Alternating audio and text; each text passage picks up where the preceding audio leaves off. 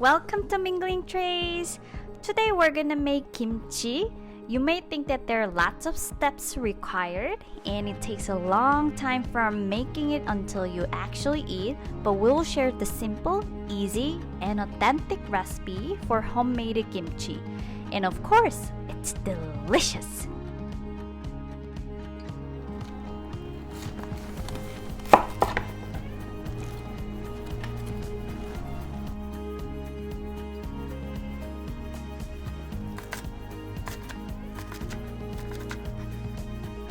Today's version of kimchi is called 겉절이 or 막김치 in Korean.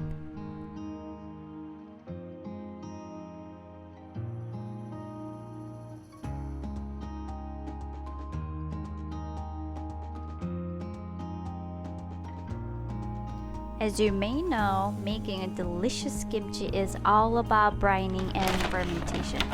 For brining, I recommend using regular sea salt instead of pink salt because pink salt is really rich in minerals and salting with it draws excess water from the napa cabbage through osmosis, so making it tough.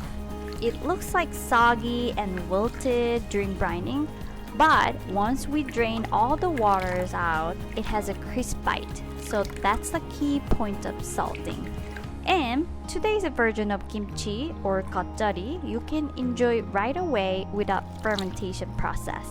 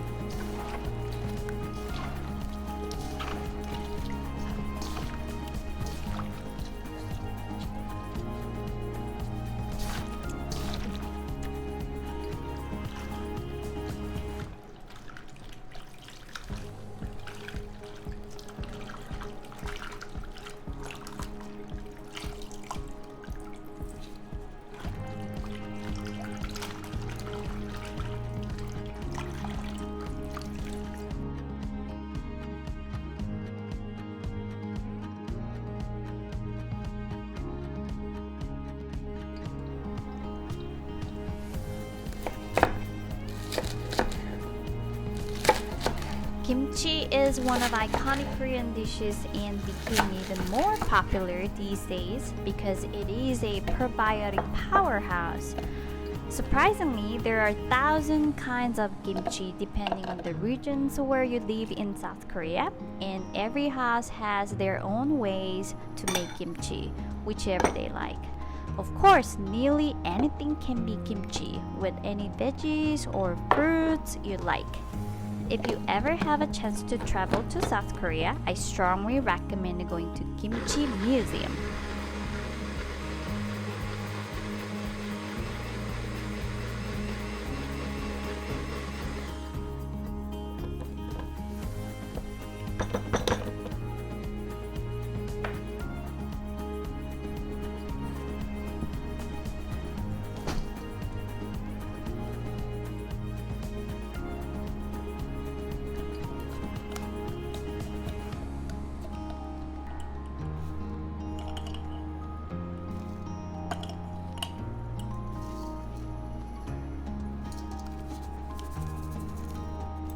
Now it's almost done. You can enjoy this version of kimchi right away, and fermentation will be initiated while you start keeping it in the fridge. Then you will get more soury taste as time goes by.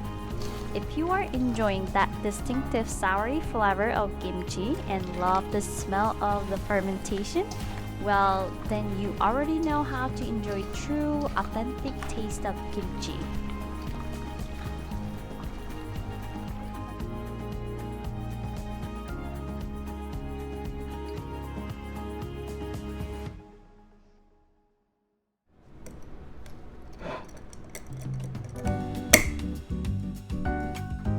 Today's version of kimchi, I recommend to finish the jar within a month because when it gets over a month, it gets too soury and so hard to eat. But we will come back soon with other delicious recipe that you can make with the sour kimchi.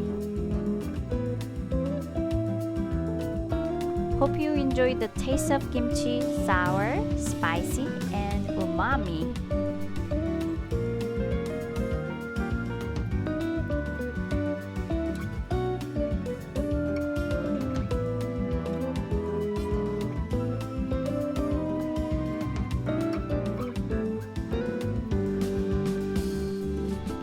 Thanks for watching and see you soon!